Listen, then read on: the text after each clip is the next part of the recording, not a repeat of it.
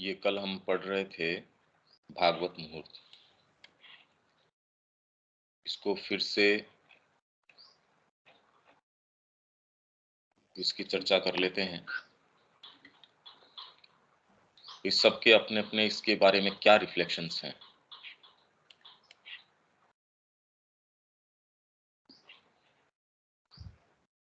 माँ जो इसके बारे में एक जगह कहती हैं,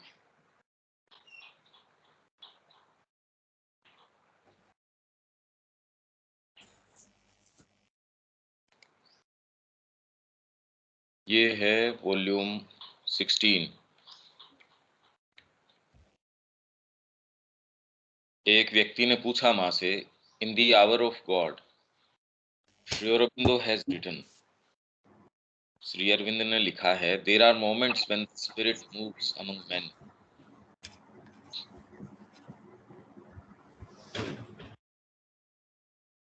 and the breath of the Lord is abroad upon the waters of our being. There are others when it retires and men are left to act in the strength or the weakness of their own egoism. And in one of your letters, आपके एक पत्र में, you have said that one must not rely on one's ego but on the psychic. क्योंकि our of God के अंदर है कि जब ऐसे काल होते हैं, ये ब्रेथ ऑफ द लॉर्ड जो है वो विड्रॉ कर लेती है, रिटायर कर जाती है, and men are left to act in the strength or the weakness of their own egoism. और माँ आपने अपने एक पत्र में लिखा है that one must not rely on one's ego, कि व्यक्ति को अपने अहम के ऊपर निर्भर नहीं रहना चाहिए, but on the psychic, पर साइकिक के ऊपर रिलाई करना चाहिए। Mother, will you explain this to me? It so happens that we are not in an age when men have been left to their own means. अब ये एक statement है कि वर्तमान में जिस युग में हम हैं उसके अंदर मनुष्य जो है वो they are not left to their own means. The divine has sent down his consciousness to give them light. All who are able to do so should profit by it. और यदि जो भी कोई ऐसा कर पाता है, कौन सा कर पाता है कि आप कुछ भी अपने आप को उस क्षण का लाभ उठा पाते हो, दे पाते हो, साइकिक के संपर्क में आ पाते हो। All who are able to do so should profit by it. 29 दिसंबर 1969 का है ये, 1969। तो एक तो ये सेइंग है इनकी, यही है। और तो कोई ऐसी कोई विशेष कोई बात कि आवर ऑफ गॉड के बारे में इन्होंने डायरेक्टली इस तरीके से कही हो, कोई रेफरेंसेस तो हैं। अब इसमें आपको वास्तव में क्या महसूस होता है, इसमें आपने कुछ जो भी सोचा हो। हाँ दीपक।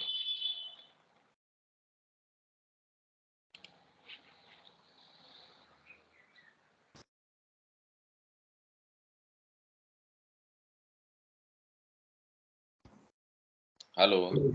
हाँ,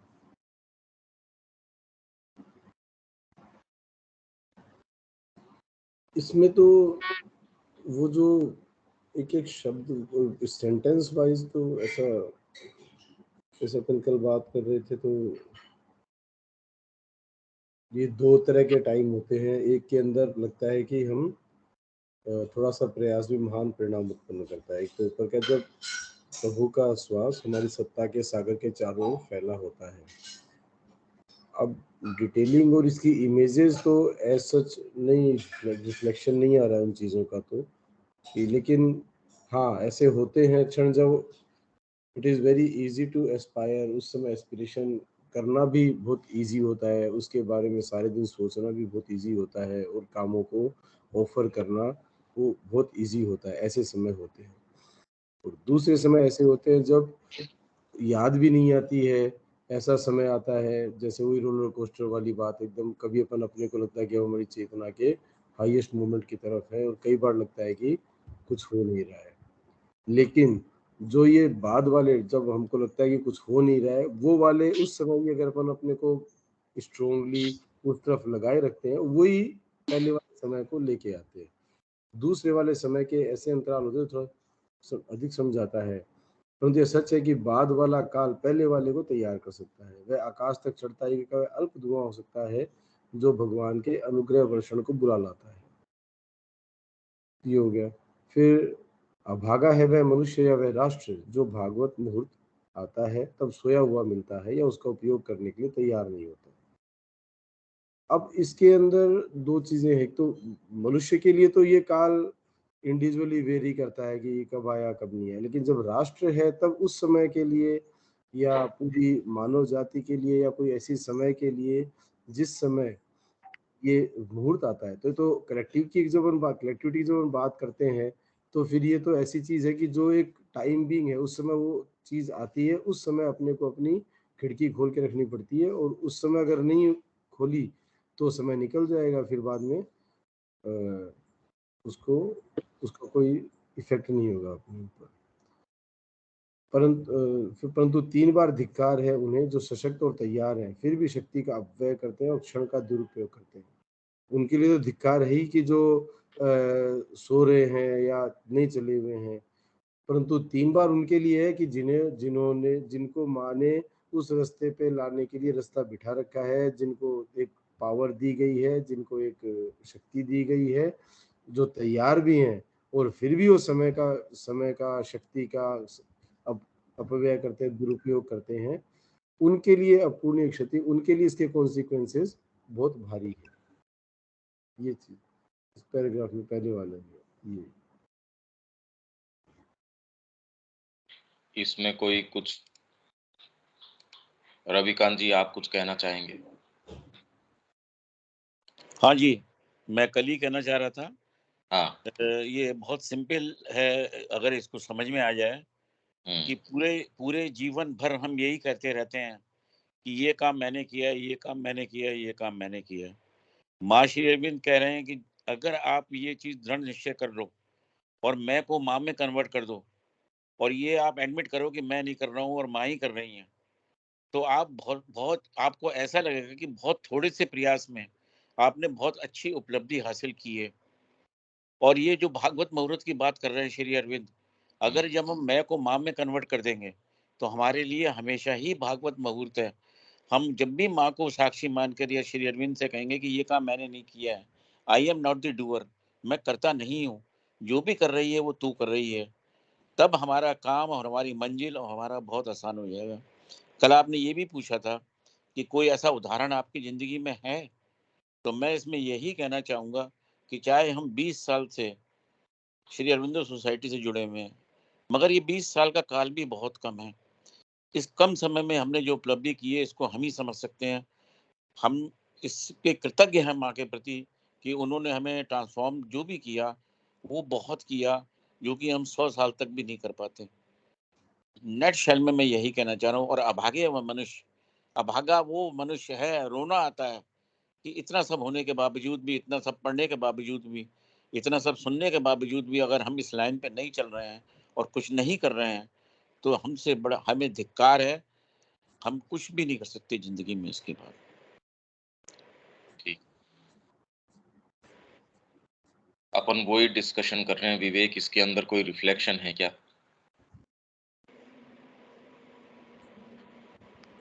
भागवत के अंदर। मैं टेक्स्ट निकाल रहा हूँ भैया। हाँ।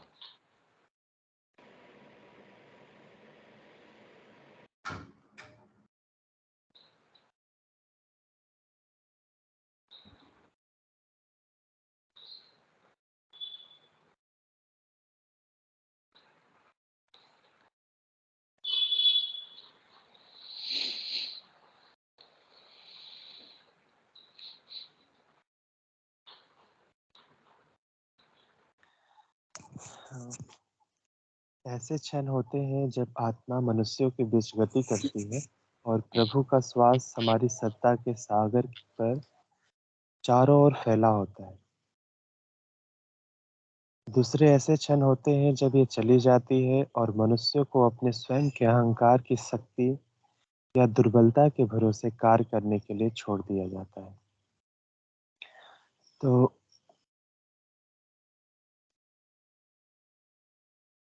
अ, यहाँ जिस समय की बात की जा रही है कि 2 समय की बात की जा रही है। एक समय जब हमारे साथ यहाँ कहा जा रहा है कि प्रभु का सहवास हमारी सत्ता के सागर के सागर पर चारों ओर फैला होता है। तो यहाँ मुझे ऐसा लग रहा है कि जैसे एक ऐसा समय होता है जब हम भागवत उपस्थिति को महसूस करते हैं और या उनके संपर्क में हमेशा रहते हुए सारे कार्य करते हैं। तो उस समय जो हम या इस समय में मतलब ऐसा समय जिसमें हम भागवत उपस्थिति को महसूस करते हैं, उसको अपने अंदर लिए रहते हैं और उस समय कार्य करते हैं। दूसरा ऐसा समय होता है जब हमें ये उपस्थिति पता नहीं चलता।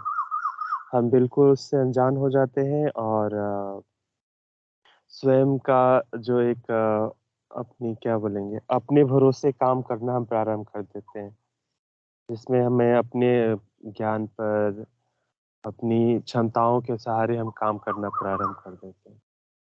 तो लेकिन यहाँ एक चीज़ बात ध्यान में आ रही थी कि जो भागवत उपस्थिति की बात आ रही है, वहाँ पर क्या इसकी बात आ रही है कि जैसे एक ऐसा समय होता है, जैसे उदाहरण हम लोग ले लें कि जब माताजी थीं सशरीर, तो वो हमारे साथ जब थी तो हमारे लिए उस समय का जैसा हम लोग वृत्तांत पढ़ते हैं कि बहुत ही सरल तरीके था कि जब हमें पता भी नहीं चलता था कि हम उनके साथ रह रहे हैं और जीवन की जितनी गतिविधियाँ कर रही हैं, वो गतिविधि भी हमें उठने में सहायता कर रही है।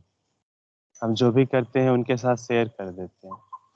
तो ऐसा क्षण में वैसा प्रभु का श्वास हमारे साथ चल रहा था, जब वो एक भौतिक रूप से हमारे साथ होते हैं।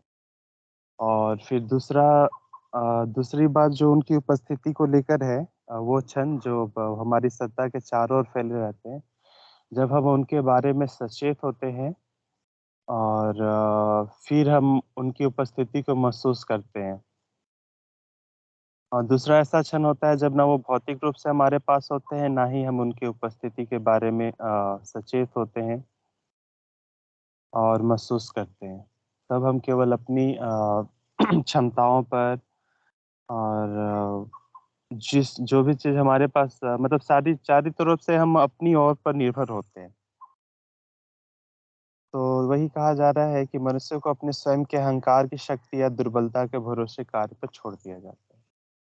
तो ये मेरा एक था इस पहले लाइन के प्रति कि मतलब जब भागवत उपस्थिति हमारे साथ होती है, तो क्या उसका मतलब यही है कि एक जब भगवान हमारे साथ भौतिक रूप में रहते हैं, जैसा हमने माताजी का उदाहरण लिया, और दूसरा होता है कि जब हम उनके साथ सचेत होते हैं तो जब आप आइएगा तो इस पे थोड़ा-सा कीजिएगा ये 2 पॉइंट पे। आगे इनमें से पहले वाले ऐसे समय होते हैं जब थोड़ा-सा प्रयास भी महान परिणाम उत्पन्न करता है और नियति को बदल देता है। तो जो पहले वाला जो समय है जिसमें हम भागवत उपस्थिति को अपनी ओर लिए रहते हैं या उसके बारे में सचेत होते हैं, या जब हमारे साथ भगवान प्रत्यक्ष रूप से रहते हैं, तो वो समय ऐसा होता है कि जो भी हम कार्य करते हैं, वो एक महान परिवर्तन ले आता है। जैसे जब माताजी थीं तो उस समय हम जो भी काम करते थे, छोटा-मोटा जो भी मतलब छोटा-मोटा नहीं, मतलब जो भी सामान्य से सामान्य काम जिसे हम दृष्टि में देखते हैं, उसके द्वारा भी हमारी साधना हो रही थी और हमारी चेतना की अच्छी प्रगति हो पा रही थी। और अब फिर मतलब उनके जाने के बाद फिर अ, एक अपने ऊपर एक कहे तो ज़्यादा एक रिस्पॉन्सिबिलिटी टाइप में हो गई कि आपको अब उसके बारे में ज़्यादा अवेयर रहना था। जो पहले जब वो थीं तो उनके पास जाना, मिलना, उनसे कहना एक स्वाभाविक तौर से जुड़ जाता था। अगर तार टूटा हुआ है, बस उनके पास जा रहे हैं, हम कह रहे हैं और अगर थोड़ी सी अभिप्सा है तो हम उनके बारे में अवेयर हो जा रहे हैं और हमारे लिए प्रगति का एक सुगम माध्यम हो जाता था। और जब वो शरीर नहीं थी तो फिर एक संपर्क बनाना, उनके बारे में अवेक होना और निरंतर उस चीज को बनाए रखना, ये हमारे ऊपर एक जोड़ पड़ जाता था। दूसरे वाले समय ऐसे अंतराल होते हैं जब थोड़ा सा परिणाम उत्पन्न करने में बहुत अधिक श्रम जाता है। तो जब हम उनकी उपस्थिति के बारे में सचेत नहीं होते हैं और जब उनको महसूस नहीं कर पाते हैं या जब वो हमारे साथ नहीं होते हैं, तो हमें कुछ काम करने में, उसको एक सही परिणाम में ले जाने के लिए बहुत अधिक परिश्रम करना पड़ता है। जैसे जब माता जी से शरीर थी तो कुछ भी हो तो हम लोग जो भी दिन में काम करते थे अब उसको रिपोर्ट करते थे, माता जी वहाँ से हमें डायरेक्ट करती थी कि ऐसा ऐसा ऐसा। और अभी है कि हम जो काम कर रहे हैं उसको एक आंतरिक संवाद के द्वारा हम उनके सामने रखते हैं, ऑफर करते हैं, और फिर अगर हम सचेत हो तो फिर हमें गाइडेंस मिलता है, अगर ना हो तो फिर हो सकता है कि हमारी मिश्रित चीजें आ जाए और वो हमें गाइडलाइन करे। तो ठीक श्रम, ये सच है कि बाद वाला काल पहले वाले को तैयार कर सकता है। वह आकाश तक चढ़ता यज्ञ का अल्प धुआं हो सकता है जो भगवान के अनुग्रह वर्षन को बुला लाता है। तो पहला वाला जो समय है वो मतलब बहुत ही शुभ मुहूर्त है जो हमारे अंतःकरण को मतलब एक प्यार करता है और उनकी कृपा को बुलाता है और हमें उनके लिए प्रस्तुत करता है। तो यही कहा जाए कि अभागा है वह मनुष्य, वह राष्ट्र जो जब भागवत मुहूर्त आता है तब सोया हुआ मिलता है या उसका उपयोग करने के लिए तैयार नहीं होता, क्योंकि स्वागत के दीपक को सवार कर नहीं रखा गया है और आवाहन के प्रति कान बंद है। परंतु 3 बार धिक्कार है उन्हें जो सशक्त और तैयार है, फिर भी शक्ति का अपव्यय करते हैं या क्षण का दुरुपयोग करते हैं। उनके लिए अपूर्णीय क्षति या भारी सर्वनाश है।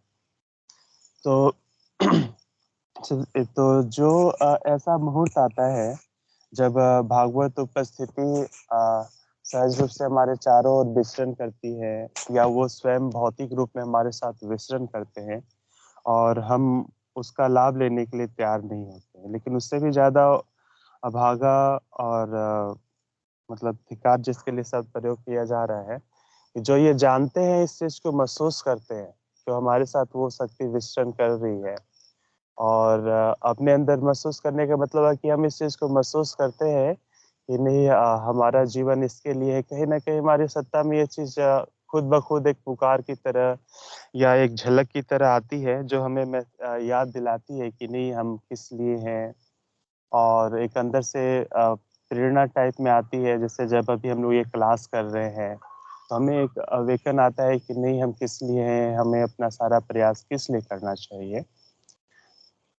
तो ये सारी चीज हम महसूस करते हैं, लेकिन फिर अगर हम इस सारे महसूस कर कर और फिर इस पर हम कार्य ना करें या फिर वही अपनी पुराने ढर्रे में चले जाएं, जिससे अक्सर होता है कि जब हम कभी सही चीज के संपर्क में हो तो हम अपनी चाहे सत्ता के ज्यादा करीब होते हैं या भागवत उपस्थिति के ज्यादा करीब होते हैं, तब हमें एहसास होता है कि हम कौन है, हमें क्या करना है।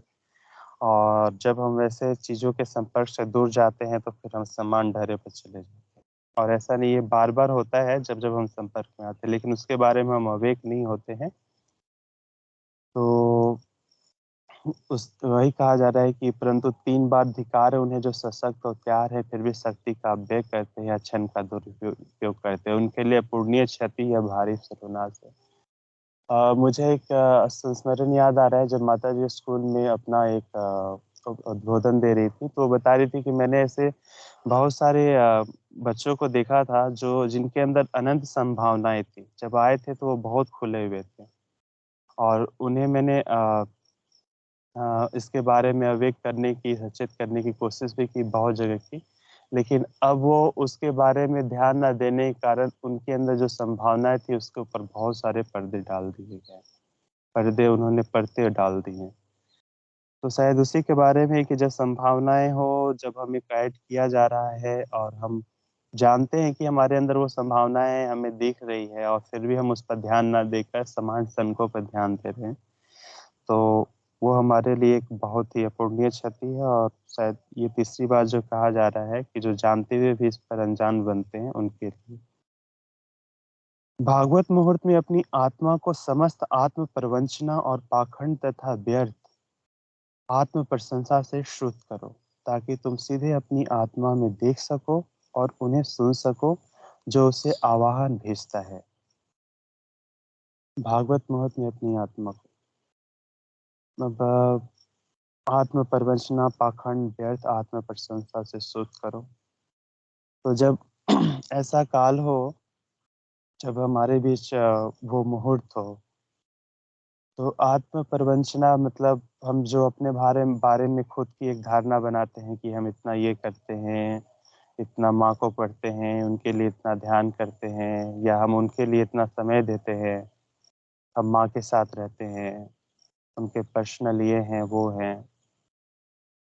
और ये सारी चीज़ें जो है उन सभी से मुख मोड़कर अपनी जो अभिप्सा है, अपने अंदर की जो पुकार है, और हमें सचेत होना चाहिए। और उसको अंदर से जो पुकार आती है, जो बार बार हमें एक झलक मिलती है, उसके बारे में हमें सचेत होना है, उसको सुनने की कोशिश करना है। प्रकृति की सारी कपटता जो कभी स्वामी की दृष्टि और आदर्श के प्रकाश के विरुद्ध तुम्हारी रक्षा करती थी, अब तुम्हारे कवच में दरार बन जाती है और आघात को आमंत्रित करती है। यदि तुम इस क्षण जीत भी जाते हो तो भी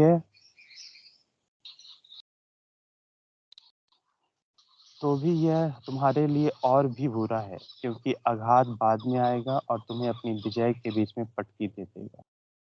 परंतु शुद्ध होकर समस्त भय को झाड़ फेंको, क्योंकि वह घड़ी बहुधा भयानक होती है, एक ज्वाला और बवंडर और आंधी होती है। ईश्वर के प्रकोप के मदिरा कोल्हू को चलाना है, पर जो उसमें अपने उद्देश्य की सच्चाई पर खड़ा हो सकता है, वही उस घड़ी में खड़ा रहेगा। भले वह गिर जाए तो भी वह पुनः उठ खड़ा होगा, भले वह पवन के पंखों पर चला जाता प्रतीत हो तो भी वह फिर लौट आएगा।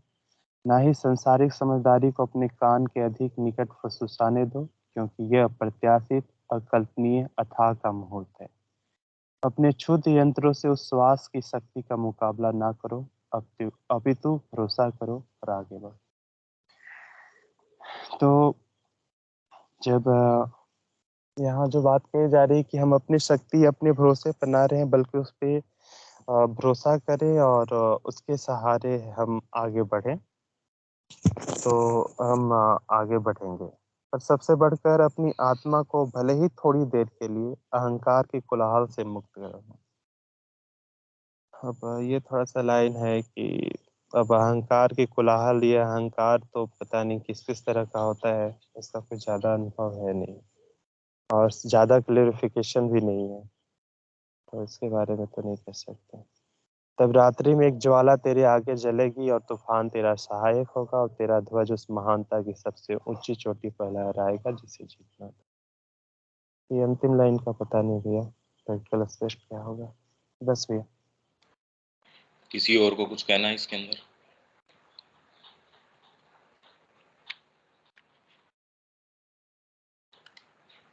और कोई बात है क्या दीपक इसके अंदर?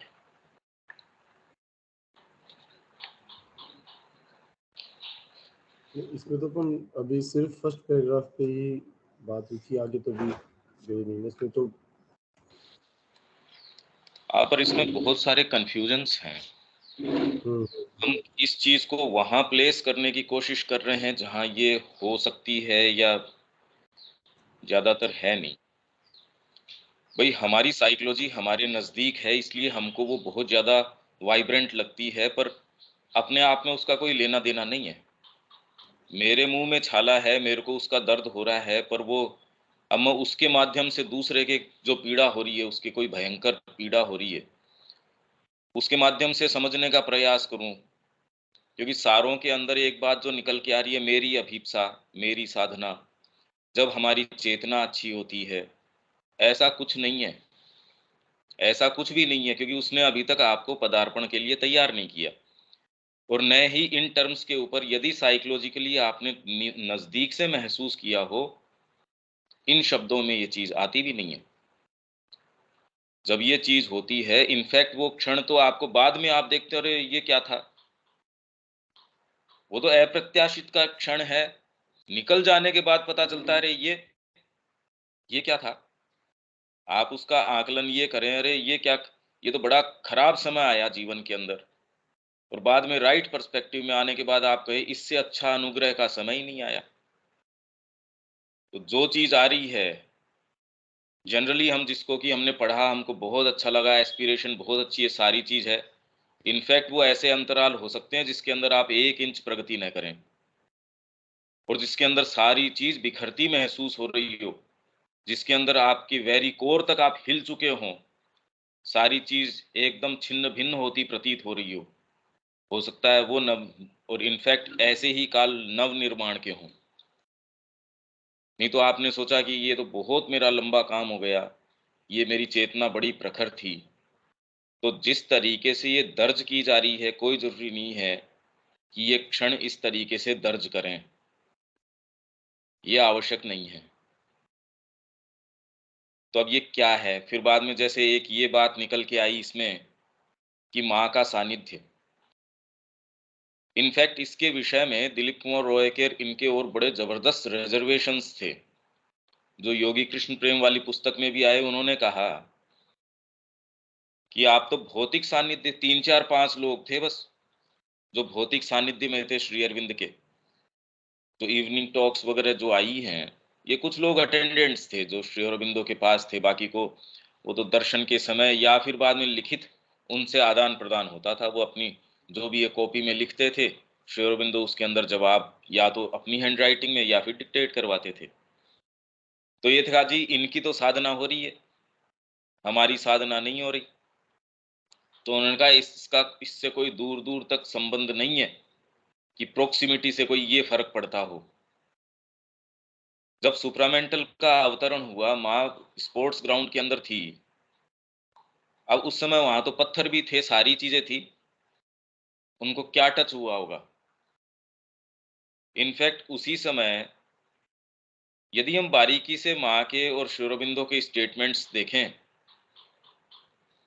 इनफैक्ट एक एक्सट्रीम पे कुछ लोग ऐसे थे जो उनका फिजिकली गला दबाने को तैयार। एक लेडी पहुंच गई वहां, वो तो पवित्रा दाई थे या कौन थे, थप्पड़ मार के उसको नीचे उतारा। और वहीं प्लेग्राउंड जहां अवतरण हुआ, बाद में उन्होंने ये अनाउंस किया, जी ये बोल दीजिए सबको कि अवतरण हो चुका है। अब दूसरों ने बाद के अंदर अटकलें अपनी जो कयास लगाने, हाँ हमको भी ऐसी लाइट सी महसूस हुई, ये भी हुआ वो भी हुआ। वो कहानियां बाद में आप कितनी भी गढ़ सकते हैं, भी माइंड उसी का है, ये नहीं कि व्यक्ति के अंदर ये प्रॉब्लम है। माइंड का क्रियाकलाप ही उसी तरीके का है, वो अपने साथ जोड़ लेता, हाँ मेरे को भी ऐसे क्षण मिले थे, मेरे को भी ये क्षण मिला था। पर एक्चुअल में साइकोलॉजी में क्या क्रिया होती है, और साइकोलॉजी की मैंने बता दी कि क्योंकि आपके नज़दीक है तो इसलिए आपको तो सारी चीज़ इतनी ज़्यादा लगती है। थोड़ी सी कोई चीज़ हो जाती है, प्रसन्नता की कोई बात है, तो आप उसको चेतना से या पता नहीं किस किस चीज़ से जोड़ लेते हैं। ये मूवमेंट वैसा हो या इस तरीके से दर्ज करे, इसकी कोई आवश्यकता नहीं है। और प्रोक्सिमिटी, फिजिकल प्रोक्सिमिटी है, उसका कोई विशेष क्या होता है, वो ऐसा नहीं है। बालकिशन जी है, अपने सुनंदा जी है, ये लोग वहाँ अफ्रीका के अंदर थे और वहाँ कार्य कर रहे थे। उन्होंने कहा अभी नरभक्षी एरिया में जाओ, खाली मेरे को थोड़ा सा पहले कह दिया करो। और जो बिल्कुल माँ के सानिध्य के अंदर हैं, उनका अब कैसे हम ये करें? फिर तो जो दूर रह रहे हैं वो तो कार्य कर नहीं सकते, या उनके अपने समय में उससे फर्क पड़ता है। तो इसका तो माँ स्वयं ये कह रही है कि Shri Aurobindo when he was physically here, तब उतना फ्रीक्वेंटली मैं उनसे मिल ही नहीं पाती थी, अभी जितना फ्लॉलेसली मैं मिल पाती हूँ। ये तो बात ही क्या है? तो अब इसको किस पर्सपेक्टिव में रखें, क्या यही बात कह रहे हैं? फिर तो अभी तो हम सारे के सारे डूम्ड हैं। माँ के या श्री अरविंद के, यदि हम ये कहें कि उनकी उपस्थिति, फिजिकल उपस्थिति चली गई और वो लाभ लेने से रह गए, फिर तो सारे के सारे डूम्ड हैं। ये बात भी नहीं हो सकती। और हम अपने को, हमको कोई क्षण अच्छे लगे, जिसको हम कह देते हैं अच्छी एस्पिरेशन आई, चेतना अच्छी थी, रिमेम्बरेंस थी माँ की, हो सकता है। और कोई आवश्यक नहीं है कि इस तरीके से ये क्षण दर्ज करें अपने आप को। ये मुश्किल बात है। आपका वेरी बीइंग का स्टफ क्या है? एक व्यक्ति हो सकता है कि बहुत ईमानदारी से कोशिश कर रहा हो कि मेरी चेतना के अंदर ये हो, मेरी चेतना इस तरीके की हो, और फिर भी उसका अपने अहम से परे दायरा न हो, और वो अभी भी अपनी अहंकार की शक्ति और दुर्बलता के भरोसे कार्य कर रहा है, जिसको वो चेतना कह रहा है, जिसको वो एस्पिरेशन कह रहा है कि भैया ये काम तो मैं नहीं करूंगा। माँ के निहित इस समय मजदूरों से बात करनी है, अरे यार इससे तो मेरी चेतना डाउन होती है, या इससे मेरा ये होता है, ध्यान करने से ये अच्छा होता है, ये मापदंड नहीं हो सकता। और एक दूसरा व्यक्ति ये है, यार मेरे को इससे कुछ प्राप्ति नहीं करना, इससे मेरी आध्यात्मिक उन्नति हो जाएगी। वो ये विचार ही उस व्यक्ति को इतना खराब लगता है, और हमारी जितनी भी बातें ये निकल के आ रही है उसमें ये है कि साहब इससे आध्यात्मिक उन्नति होती है। और जो वास्तव में सही फ्रेमवर्क में है, उसको ये विचार जो है विष के समान लगता है कि अरे ये क्या बात है, इसलिए थोड़ी आया था मैं माँ के पास, मेरे को तो उनसे प्रेम है, और कोई दूसरी चीज नजर नहीं आती। इससे उन्नति है या अवनति है या क्या है, इसलिए ये स्टफ बिल्कुल अलग तरीके का है। अब इसके बारे में क्या कह सकते हैं? अगर मनुष्यों के बीच गति करती है और प्रभु का श्वास हमारी सत्ता के सागर पर चारों ओर फैला होता है। मैंने अभी तक खाली खाली जो क्लैरिफिकेशंस हैं, मैं ये कह रहा हूं कि आप जो कह रहे हैं हो सकता उस तरीके से दर्ज हो, जनरली नहीं होती। उससे बिल्कुल विपरीत कंडीशंस के अंदर होती हैं, जिसको आप चेतना मानते हैं और जिसको आप ऐसे क्षण मानते हैं, अरे ये क्या हुआ। इनफैक्ट वो ही ऐसे क्षण होते हैं जब वास्तव में आपको पता ही ना चले। इनफैक्ट सारी प्रगति ही ऐसे होती है, आपको पता चले वो तो फिर बाद में कोई विशेष प्रगति होती ही नहीं है। अगर आप ये देखें तो जितने ही डीप मोमेंट्स हैं वो कितना दर्ज करते हैं आपके बाहरी प्रकृति के अंदर। जो डीपेस्ट जो चीजें हैं वो तो दर्ज ही नहीं कर पाती, और जो चीजें जैसे सपने हैं, जो बहुत डीप, जो आप जहां जाते हैं डीप स्लीप, वो तो दर्ज ही नहीं करते। और जो याद आपको होते हैं वो बिल्कुल आपके तो जस्ट यूं नेक्स्ट डोर जो निकलते ही, तो आपको क्योंकि वो याद है इसका मतलब वो महत्वपूर्ण हो गई, ये नहीं है। तो इसलिए आपको जिन क्षणों में चेतना महसूस हुई, जिसको सो कॉल्ड जो भी है, सबके अपने अपने तरीके से हैं, वो इम्पोर्टेंट हो सकते हैं, जनरली नहीं होते। इसलिए ये आग्रह या इसी तरीके से देखना, एटलीस्ट इसको हमको एक बार थोड़ा सा एक अलग रखना चाहिए कि ये इतना अगर स्ट्रेट फॉरवर्ड होता या इजी होता, तब तो वास्तव में काम नहीं हो सकता था, हो ही नहीं सकता था। क्योंकि वो क्षण जो आपको गहरे महसूस होते हैं या जो भी महसूस होते हैं, हमारे दर्ज करने वाला इंस्ट्रूमेंट, जैसे उस समय जो ध्यान की अवस्था में माँ के पास बैठे हों, किसको सुप्रामेंटल का पता चला था? बातें करना एक चीज है, मुश्किल से एक आध दो जनों को ये महसूस हुआ था, और किसी को नहीं। बाद में माँ ने कहा कि हाँ ये अनाउंस कर दो कि सुप्रामेंटल का अवतरण हो गया है। माँ ने ये कहा कि माइंड ऑफ लाइट से मैंने या कुछ इस तरीके से लोगों से जब बात करने का, यहाँ जो फोरमोस्ट साधक है उनसे भी प्रयास किया, दे वर लॉस्ट। तो जो चीज उनके दर्ज कर रही थी वो कोई और थी। ये हम ये सोचें, ये जो जिन शब्दों में हम ढालने का प्रयास करते हैं ऐसे हैं नहीं। इसीलिए मैं ये चाह रहा हूं कि आप इसको गहराई से महसूस करें, और वो भाग जो आपको बिल्कुल पदार्पण के लिए कि हाँ उसको जो और कोई चीज नजर नहीं आती, क्योंकि वो ही फ्रेमवर्क अगर बनाए रख रही है, और उसी के माध्यम से मैंने कहा हाँ मैंने ये भी देख लिया, मेरे को ये भी महसूस हो गया, ऐसा है नहीं फिर। और जो व्यक्ति पदार्पण कर रहा है उसको ऐसा कि मेरे को चेतना महसूस हो रही है, मेरे को स्पिरिचुअल डेवलपमेंट महसूस हो रहा है, उसको बेचारे को फुर्सत ही नहीं होती। वास्तव में तो उसको ऐसे बहा लिया जाता है इसलिए कृष्ण प्रेम को पूछा, आप साधना किस तरीके से आपकी चल रही है? तो जैसे आप लोग कह रहे थे वैसे क्षण आते हैं, हमको एस्पिरेशन महसूस होती है, ये होती है, ऐसा नहीं होता। तो उन्होंने कहा, भी मैं क्या साधना करूंगा, साधना मेरे को लेके चल रही है। अब उसका क्या मैप आप बनाएंगे, कोई चार्टेड तो कुछ है नहीं वो। माँ आपको किस मार्ग से लेके चल रही है वो बिल्कुल अप्रत्याशित है, और आप जानते भी नहीं ये है क्या। इनफैक्ट धीरे धीरे धीरे धीरे आज हो सकता है आपको बहुत अच्छा वो लग रहा हो, और जब एक वाइडर पर्सपेक्टिव में आप रखते हैं उस सारी चीज को, तब आप पाते हैं, अरे यार ये एटलीस्ट ऐसा तो नहीं था जैसा उस क्षण मेरे को लगा था। यदि वो मेरे को उस क्षण बुरा लगा था या बहुत ही बुरा लगा था, या ये लगा था अरे इसके अंदर सब चीजें बिखर गई, और हो सकता है बाद में आपके सही मोमेंट्स के अंदर, डीपर क्षणों के अंदर आपको ये लगे, अरे ये वो क्षण, ओहो, वो ही एक क्षण ऐसा था जब एक पोर्टल, एक ऐसा एक आयाम खुला था आपके सामने, आप कुछ भी कर लेते। आपकी 10 मिनट की, 5 मिनट की मीटिंग किसी ऐसे व्यक्ति के साथ थी, आप जो मांग लेते सो था उसके अंदर। तो हमारे साथ ऐसे क्षण, तो आत्मा मनुष्यों के बीच गति करती है, और प्रभु का श्वास हमारी सत्ता के सागर पर चारों ओर फैला होता है।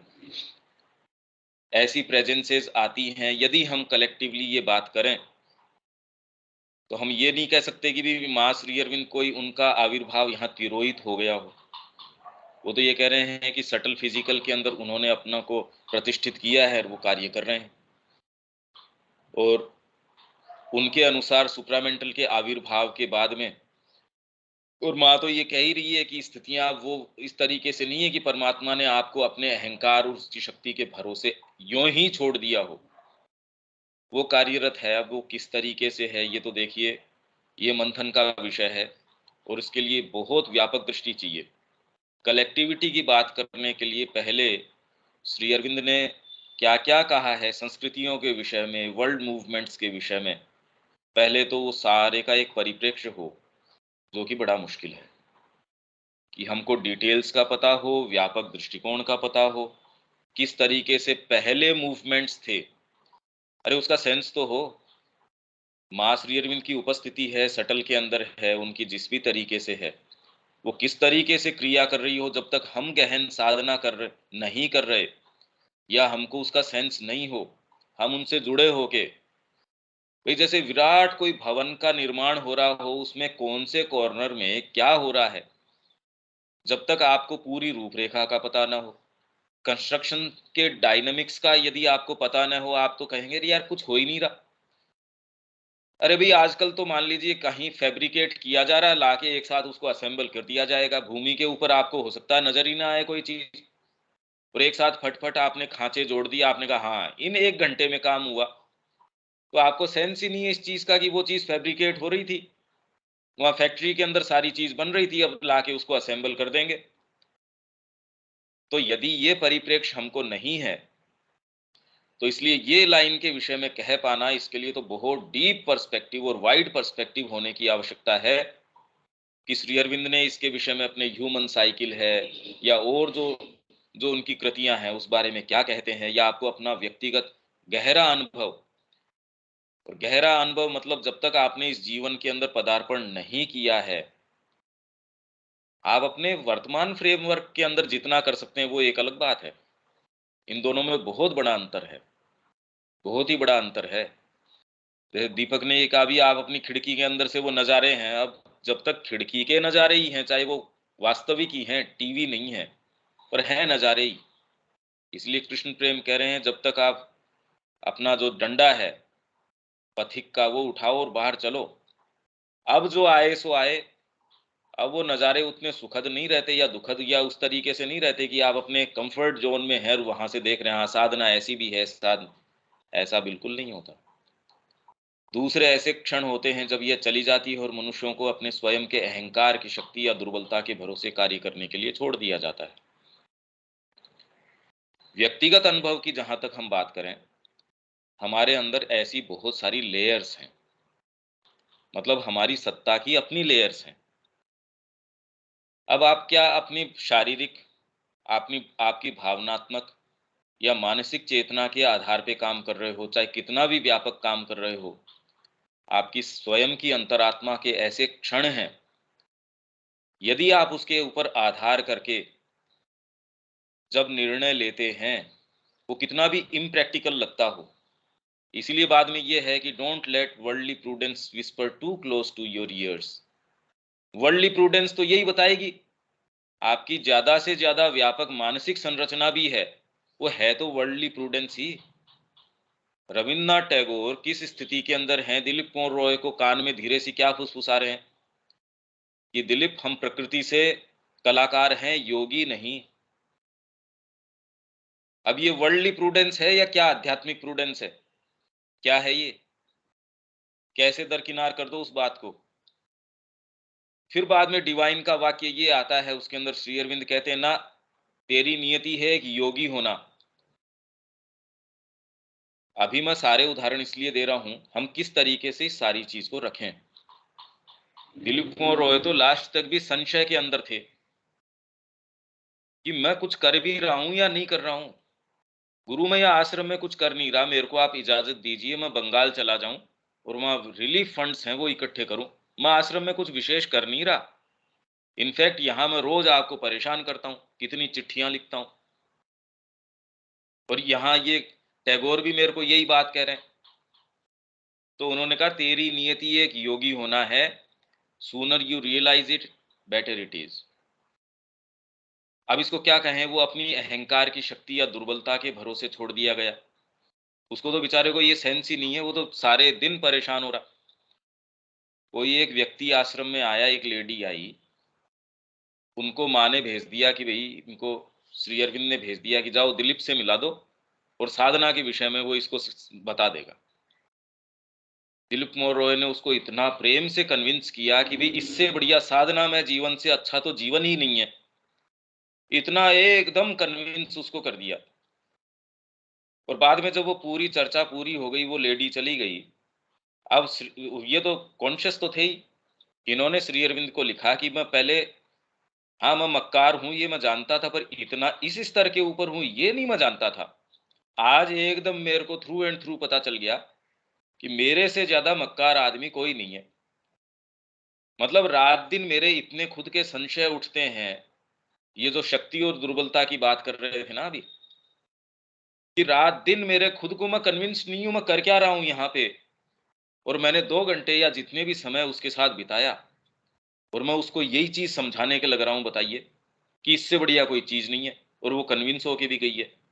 अब बताओ कैसा दोगलापन है ये। तब श्री अरविंद ने कहा, अरे जो बाहरी तेरी प्रकृति है उसमें है, आंतरिक उसमें नहीं है। अब व्यक्ति का तो उससे संपर्क ही नहीं है, तो आप जिस चेतना की क्षणों की इनकी बातें कर रहे थे वो वैसे दर्ज करें जरूरी नहीं है। अगर ये दर्ज करें तब तो मामला इतना गंभीर नहीं है, पर ये दर्ज नहीं करती। जैसे आपके डीपेस्ट जो स्टेट्स ऑफ जो कॉन्शियसनेस है, सपने हैं या जो भी आपकी है, वो आपको पता ही नहीं है भाई, वो तो हमको पता ही नहीं। हमारे जीवन को जो चीजें मोल्ड कर रही हैं, जो वास्तव में आके दर्ज कर पा रही हैं, वो तो बड़ी स्थूल तरीके की होती हैं। हमको जो डीप लगती हैं वो उतनी डीप होती नहीं, मैं ये कह रहा हूं। और जो वास्तव में डीप होती हैं वो दर्ज कर पाती नहीं। हाँ, क्रिया करती हैं, मोल्ड करती हैं। जैसे नेशनैलिटी है, आप भारतीय हैं, कॉन्शियसली कभी आप सोचते हैं क्या इस विषय में? तो भी इस हवा ने, इसके कॉमन एटमॉस्फेयर ने आपको कितना मोल्ड किया है, इस संस्कृति ने कितना आपको प्रभावित कर रखा है, पर कॉन्शियसली थोड़ी हम समझते हैं। और फिर भी आपको थ्रू एंड थ्रू उसने मोल्ड कर रखा है। तो आपकी डीपेस्ट चीजें तो आपको कभी संपर्क में ही नहीं आती। ये अच्छी बात भी है, ये एक बहुत अच्छी बात भी है कि एटलीस्ट ऐसा है। तो दिलीप कुमार रॉय की हम अगर देखें तो वो तो सारे दिन ऊपर नीचे ऊपर नीचे ऊपर नीचे, और फिर भी उन्होंने कहा तेरी जो डीपेस्ट पुकार है वो इससे अलग है, इसलिए स्टे पुट। और एक्चुअल में ऐसी चीज थी भी, जिसके कारण वो ये चीज कर पाए। और ऐसे व्यक्ति हैं जो बिल्कुल ईमानदारी से अपना जो जो स्क्रूपलसली जो फॉलो करना है वो फॉलो कर रहे हैं, और उनका 1 इंच आगे नहीं चल सकते, क्योंकि उनका सारा आग्रह अपने स्वयं के ऊपर, मेरी साधना, मेरी आध्यात्मिकता, मेरा ये। हालांकि ये इस चीज को प्रोत्साहित करना नहीं है हमारी इनसिंसियरिटी को हम ये न कह दें कि फिर माँ ने अपने हाथ में ले लिया और वो जैसे चला रही है वैसे चला रही है, ये दोनों में बड़ा अंतर है। और आप सारे इस चीज़ को बहुत अच्छे से समझते हैं कि मैं ये कह दूं कि नहीं, मैं फिर बाद में गंभीरता से साधना के विषय में नहीं सोच रहा, तो ये माँ ही मेरे को लेके चल रही है। ये ये तो बहुत गंभीर बात हो जाएगी अगर हम इस विचार से खेलें तो। इनमें पहले वाले ऐसे समय होते हैं जब थोड़ा सा प्रयास भी महान परिणाम उत्पन्न करता है और नियति को बदल देता है।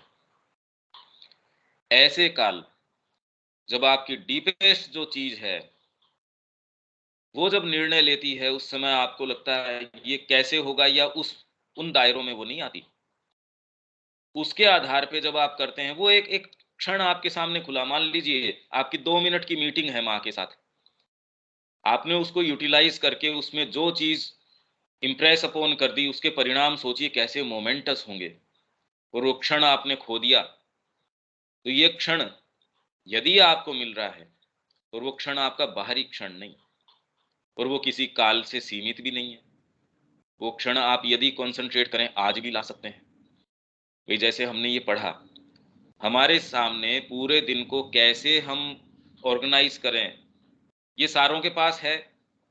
भाई समय की सीमा ये 24 घंटों की, कैसे वो नियोजित करेंगे, अपने बजट को किस किस चीज में लगाएंगे, ये आपके पास है। ये परपिचुअल चॉइस सबके पास है।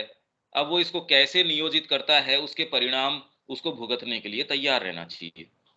मेरे पास समय है, इनफैक्ट आपने अपने कमिटमेंट्स किए हुए हैं, उनको किसी भी कारण से यदि आप अपनी आंखें बंद करते हैं, sense of prudence, sense of ये, सेंस ऑफ वो, तो फिर बाद में उसके अपनी कॉन्सिक्वेंसेस हैं।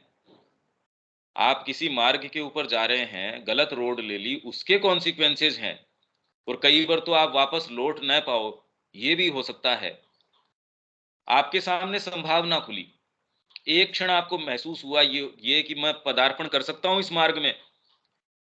अब उस समय यदि अहंकार का कोलाहल आपके ऊपर हावी होके और किसी भी कारण आप वो कदम नहीं उठा पाते, आप ये पाएंगे कि आपके जीवन की नियति बिल्कुल ही वो कहीं के कहीं जा सकती थी और ये कहीं की कहीं चली जाती है।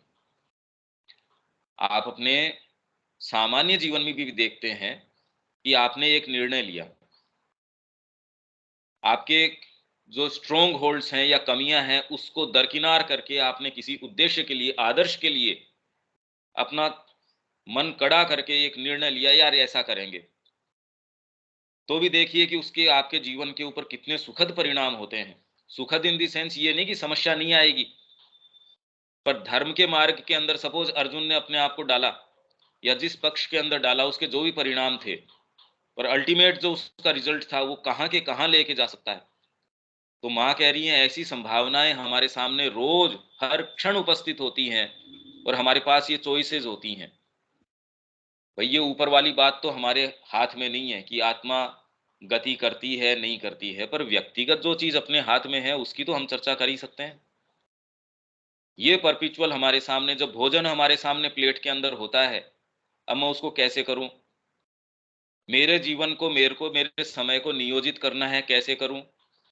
चेतना के अंदर मैं व्यापार कर रहा हूं, इसके अंदर मेरे सामने ये चीजें उपस्थित हैं, इसका निर्णय मैं किस आधार पे करता हूं, कौन सी चीज को उस समय मैं लाके वहां मेरे बाहरी बीइंग के दावे हैं उनको क्लेम करता हूं, असर्ट करता हूं, या मेरी अंतरात्मा है उसको असर्ट करता हूं। ये चॉइसेस आपके पास होती हैं, और वो जैसे ही आप चॉइस करते हो तो हम सारे इतने वेल अवेक हैं कि कैसे उसके परिणाम होते हैं, आप उसको देख सकते हैं।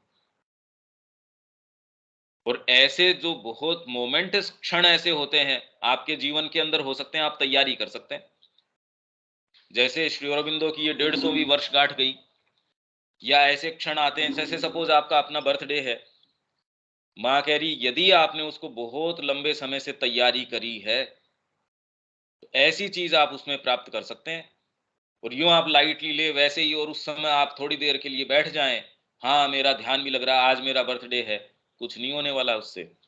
मन का वहम हो जाता है, क्योंकि इतना तो आपको अपने आप को तसल्ली देनी पड़ती है कि हाँ मैंने कुछ गेन किया। अरे तूने तैयारी नहीं करी, इसीलिए वो कह रहे हैं because the lamp has not been kept trimmed, आपने दीपक को तैयार नहीं किया। अब उसके जो परिणाम है, परिणाम एज सच नहीं है। परिणाम क्या? भगवान आएंगे, आपके दरवाजे पे खटखटाएंगे, चले जाएंगे। आपने स्वागत के लिए वो तैयारियां नहीं करी, तो उसके क्या परिणाम है सोच लीजिए। अब हम में से कौन सा तैयारी करने के लिए लग रहा है, वो देख लीजिए। तो इसको गलत जगह हम चीजों को स्थापित न करें। जो है वो उसको, ये सारी चीजें मैं खाली जोड़ने का प्रयास कर रहा हूं, इसके क्या मायने निकलते हैं वो मैं नहीं कर रहा, पर हम इसको गलत स्थान पे न लें। दूसरे वाले समय के ऐसे अंतराल होते जब थोड़ा सा परिणाम उत्पन्न करने में बहुत अधिक श्रम जाता है। वो अंतराल कौन से? यदि आप अपने बाहरी फ्रेमवर्क, आपने आपके अपने ही स्ट्रेंथ के हिसाब से चलेंगे, तो कौन से ऐसे काल हैं? आपके डीपेस्ट क्षण हैं, उसमें भी आपको पता नहीं कि आप अपने शक्ति सामर्थ्य पे चल रहे हैं या नहीं चल रहे हैं। ये कहना बड़ा मुश्किल है, क्योंकि वो जो डीपेस्ट काल है वो तो चुपचाप ऐसे गुजर जाते हैं, वो दर्ज ही नहीं करते। परमात्मा आता है चुपचाप से, वो हल्का सा आपको इंडिकेशन देता है। आपने यदि तैयारी नहीं करी, दीपक को संवार के नहीं रखा, आह्वान के प्रति यदि कान बंद है, तो वो चला जाएगा। आपने तैयारी करी क्या आह्वान के प्रति कान खोलने की? तो आप कैसे ही अपेक्षा रख सकते हैं एक क्षण आएगा और आपके कानों के अंदर बड़ी गंभीर बात वो कह के चला जाएगा? अरे वो तो कह देगा, पर मैंने संगीत की तैयारी नहीं करी। मेरे सामने यदि वो व्यक्ति आ गया जो टॉप मोस्ट म्यूजिशियन है, वो आके अगर सुना भी देगा, मेरे को तो आइडिया ही नहीं है उसका कि वो क्या सुना गया। माँ ने मेरे को कोई ऐसी चीज दे दी, मेरे को पता ही नहीं कि ये क्या है। जीवन में मेरे वैल्यूज इसीलिए तो टॉप सीटर भी हैं, ऊपर नीचे हैं। जो गंभीर चीज है उसको मैं गंभीर मानता नहीं, और जिसको मैं ये कहता हूँ मेरे क्षण ऐसे चेतना के गंभीर आए, ये आए, वो आए, इसीलिए मैं कह रहा हूँ कि वो हो सकते हैं। पर जनरली क्योंकि हमारी तैयारी नहीं होती, इसलिए हम जिन जो गंभीर है उनको तो गंभीर मानते नहीं। और जो ठीक है, हमारी साइकोलॉजी के अंदर जैसे माँ कहती है, मातृत्व के बारे में जितनी बातें करी जाती है, फिजिकल मदर सोचती है अरे मेरे को तो ये अनुभव हो गया, मैं माँ बनी हूं तो मेरे को इतना। वो कह रहे हैं ये तो बिल्लियों को भी होता है। अब ये कहने से अच्छा नहीं लगता ये बात। तो आप जिस चेतना की, क्षण की और की बातें कर रहे हैं, क्योंकि बस वो आपकी साइकोलॉजी के नजदीक है, इसलिए आपको लगता है कि एक चेतना है, ये है, ये है। तो बाद वाला जो समय है, आपने तैयारी करी है और आपने उस क्षण के लिए तैयारी करी है, पर ये भी कोई इस चीज का कोई बहाना नहीं है कि क्योंकि आपने ये तैयारी करी, वो क्षण माँ उस समय एक क्षण के लिए प्रकट होने वाली है, माँ सपोज आपके समक्ष, और उस समय आपने आंखें बंद कर ली। गीता के अंदर भी ये प्रसंग आता है, दीपक को तो ध्यान है। वो कह रहे हैं कि जो अंते त्यक्त्वा कलेवरम, और भगवान के नाम को जो याद रखता है वो उसकी सदगति होती है। तो लोग ये कहते हैं हाँ भी अंत के अंदर फिर बाद में इसको ले जाओ तीर्थ स्थान, वो जो वहां ले जाओ साहब, और वहां ले जाके इसको, पहले तो वो आरे से वहां काट लेते थे कि यार मृत्यु हुआ तो पता नहीं, यहाँ मोक्ष हो जाएगा, चलो यहाँ करोत लगा रखी है, और उस ले हो करवत काशी, काशी के अंदर जो है मृत्यु हो जाए तो मोक्ष हो जाए, या अंत समय में भगवान का नाम ले लूं तो मेरा मोक्ष हो जाए, या फिर अंत समय की ये प्रेयर है। अरे वो निकलती ही नहीं। श्री अरविंद उसका बड़ा डीप साइकोलॉजिकल एनालिसिस कर रहे हैं कि यदि आपने जीवन भर इसकी तैयारी करी नहीं और आप ये अपेक्षा कर रहे हैं कि अंत समय वो कर लेंगे, कैसे कर लेंगे ये? तो भागवत मुहूर्त जब आया, आपने दीपक को संवार के नहीं रखा, इसके लिए तैयारी की आवश्यकता है। आह्वान के प्रति कानों को खुला करने की आवश्यकता है, इनफैक्ट कानों को तैयार करने की आवश्यकता है। एक कलाकृति के अंदर प्रवेश कर पाए, इसके लिए कला की सुरुचि डेवलप करने की आवश्यकता है, कला समझने की आवश्यकता है। पर इसका मूल, अगर इसको सारे को बॉइल डाउन करें या इसका निष्कर्ष निकालें, तो ये है कि आपके पास क्षण प्रतिक्षण परपिचुअल चॉइस जो माँ कहती है, उसमें आप किसको असर्ट करते हैं, आपकी डीपेस्ट चीज को असर्ट करते हैं, वो धीरे धीरे धीरे धीरे वो आपके लिए पहले वाला क्षण ले आएगी, माँ की उपस्थिति ले आएगी, और आपके कान खुले रखेगी कि माँ आपको धीरे सी जो चीज कहती हैं, इंडिकेशन देती हैं, वो आप देख पाएंगे। उसको ग्रहण कर पाएंगे, ले पाएंगे, और उससे आप जिस जगह प्रवेश कर जाएंगे आप समझ ही नहीं सकते। व्यक्ति गया माँ के पास, एक मीटिंग के अंदर उसने कहा, अरे मैंने तय कर लिया। वही व्यक्ति इतने लंबे समय अध्ययन कर रहा है, चेतना का विकास, ये विकास, वो विकास, पर जिस दिन उसके उसके सामने ये चॉइस थी, ले कदम उठाओ अपना, आ जाओ माँ के लिए, अपने पूरा जीवन छोड़ दो और माँ के लिए पदार्पण करो, अगर वो उस दिन डगमगा जाता है, भाई आपने बहुत तैयारी करी, सारी चीज की, मान लीजिए केबीसी के लिए तैयारी करी, बहुत लंबी तैयारी करी, ये है वो है, आपके पास फोन कॉल आया, आपने वो भी सपोज वो हर्डल्स हैं या वो जो चरण है वो भी पार कर लिए, आपके पास ये कि जी आ जाइए, और लास्ट दिन आप उस ट्रेन में चढ़ने की या वो जो चूक जाते हैं, वो सारी तैयारी तो गई है आपकी। हालांकि आध्यात्मिक जीवन में इस तरीके से नहीं है, इसीलिए गीता कह रही है कि नेहाभिक्रम नाशोस्ति। आप जो भी इसके अंदर पहला ही वादा उससे अर्जुन से ये किया है कि यार तू यूं हो जाएगा तो फिर तो फायदा ही क्या। पर मैं ये कह रहा हूं कि हमारे सामने रोज दिन प्रतिदिन हर क्षण ये चॉइसेस हैं कि आप वो चयन आपकी आत्मा के लिए कर रहे हैं या किसके लिए कर रहे हैं। फिर वो आपको जिस तरीके से लेके चलती है, वो कोई आवश्यकता नहीं कि आपकी चेतना में वैसे दर्ज करे भी माँ आपको अपनी गोद में लेके चल रही है। तो एक व्यक्ति ने, जैसे वो कहानी थी, उसने कहा ये मैंने समुद्र के किनारे जो मिट्टी है उसमें कदम देखे भगवान, पहले तो यहाँ 4 कदम चल रहे थे, इसमें 2 आपके 2 मेरे, देखो मुश्किल की घड़ियों के अंदर आपने मेरे को छोड़ दिया, इसके अंदर 2 ही कदम चल रहे हैं। तो भगवान ने कहा इसका इंटरप्रिटेशन तेरा गलत है, क्योंकि ऐसी घड़ियों के अंदर मैंने तेरे को उठा लिया था, इसलिए वो चीज दर्ज नहीं करी। आप जिसको चेतना कह रहे हैं, आप ये कह रहे हैं हमको बहुत डीप महसूस होता है, इनफैक्ट मैं ये कह रहा हूं कि ऐसे क्षण है जो आप एक्चुअल में महसूस ही नहीं करें, आप बिल्कुल पेन महसूस करें, या जो भी जो इस चेतना का जो आप उल्टा कह सकते हो वो चीज कह रहे हो, क्योंकि वो आपकी चेतना में दर्ज कर पाए ये आवश्यक नहीं है। मैं खाली इसकी साइकोलॉजिकल चीजों को जोड़ने की कोशिश कर रहा हूँ। और ये बाद वाले काल कौन से हैं, ये तो रोज ही है। और वो तैयारी कैसे करे पहले वाले काल की, आपके पास चॉइसेस हैं, आप अपने समय को किस तरीके से नियोजित करते हैं, जो भी एक्टिविटी है वो क्यों कर रहे हैं आप, उसका प्रश्न कर लीजिए। आंखें मत बंद करो, यदि आप आंख बंद कर रहे हो तो उसके जो कॉन्सिक्वेंसेस, उसके लिए तैयार रहो। और आपके सामने ऐसे क्षण आए हैं जब आप पदार्पण कर सकते थे, पर उस वाणी को यदि आपने नहीं सुना, ये आपका सर्वनाश है, क्योंकि आपके जीवन में वो क्षण दोबारा आ पाए, वो पोर्टल खुल पाए आपके सामने, ये कोई जरूरी नहीं है। ये एक असंभव चीज है जो जन्म जन्मांतर के बाद में कोई समय आपके सामने खुले।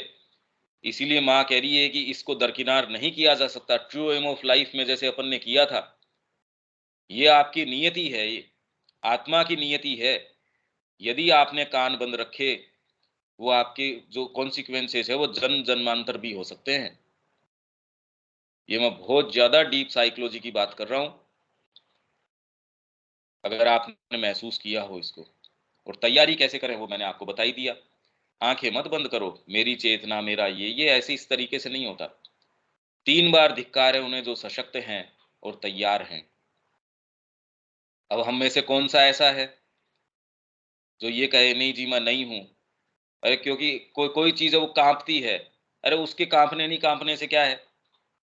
आपको यदि माँ ने चेतना दे दी, आपको ये दिखा दिया कि करने का ये काम है, तो उठाओ अपना पिलग्रिम्स स्टाफ और निकल पड़ो। आप उसी दायरे में क्यों रहना चाहते हैं। आत्मा के दृष्टिकोण से मैं किसी भी सोसाइटी से या किसी भी कोई कितना भी बड़ा कुछ भी हो, उस दायरे से कैसे बंध सकता हूं भाई, कभी नहीं बन सकता मैं। फिर भी शक्ति का अपव्यय करते हैं या क्षण का दुरुपयोग करते हैं, उनके लिए अपूरणीय क्षति या भारी सर्वनाश है। और इसके लिए यदि मैं आज का उपयोग नहीं करता तो मैं कल का उपयोग कैसे करूंगा। आज जो करता हूं वही तो कल लेके आएगा। तो मैं आज करूं नहीं, अरे भाई आज मेरी ये प्रतिबद्धताएं हैं, नहीं हो सकता ये।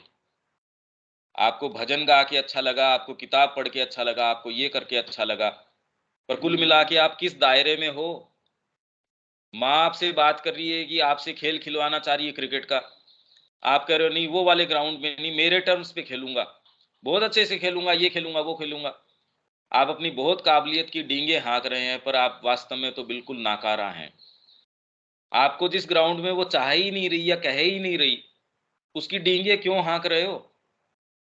मेरे को इतनी चेतना मिल गई, मैं इतना ज्यादा ध्यानस्थ बैठा हूं, अरे वो ध्यान की अपेक्षा ही नहीं कर रही है आपसे, तो वो कह रही है बर्तन मांज इस समय, तो आपकी कुशलता किस चीज में होनी चाहिए?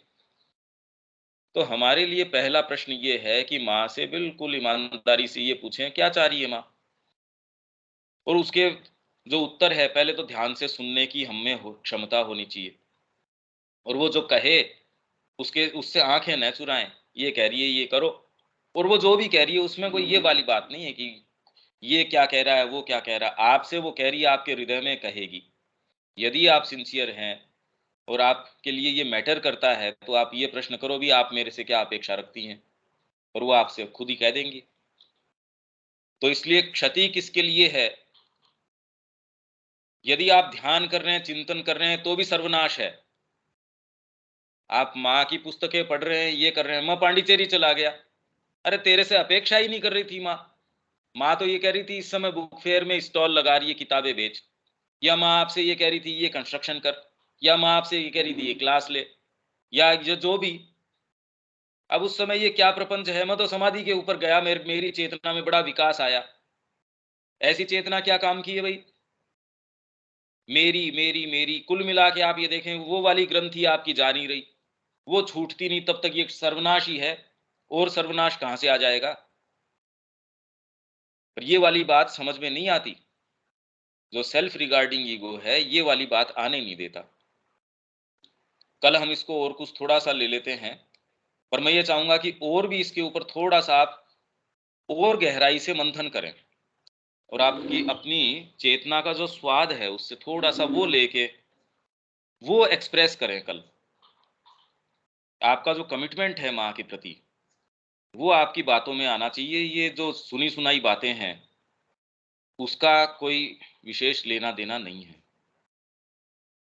आप माँ के लिए क्या कर सकते हैं, वो क्षण के अंदर आपने कभी महसूस किया हो कि वो कैसे कहीं भी ले जाती है? आपको इम्प्रैक्टिकल लगता है, तो क्या आप ये चाहते हैं हम अपना परिवार छोड़ दें? तो क्या आप ये चाहते हैं अरे यार ये बातें ही नहीं उठ रही, ये बातें कहाँ से उठ रही है? प्रश्न तो सही करो पहले। आप पहले तो उत्तर से डरते हैं, आप आंख चुराते हैं, कहीं माँ मेरे को ये न कह दे। ये कोई बात थोड़ी होती है। आप तटस्थ तरीके से डिसइंटरेस्टेडली पूछो माँ से, वो आपको जो सुनाना है, समझाना है, आप तैयार ही नहीं है उस चीज के लिए। अब आप उसको चेतना कहें नहीं कहें, उससे किसके फर्क पड़ता है? कोई फर्क नहीं पड़ता। कल अपन इसको और थोड़ा सा आप अपनी गहराई से जितना हो सके मंथन कीजिए, ईमानदारी से मंथन कीजिए। कल अपन जो नेक्स्ट पैराग्राफ है या इसके विषय में और आपके डीपर रिफ्लेक्शंस क्या आते हैं, ये कुछ पॉइंट्स मैंने इसके अंदर आपके लिए छोड़ दिए कि साइकोलॉजिकली ये प्रक्रिया जो आप कह रहे हैं वैसी नहीं होती, ये अलग तरीके से होती है। इसमें कोई बात है क्या दीपक? नहीं, कल पकड़ते हैं अपन इसको फिर से। आप इसको ठीक है।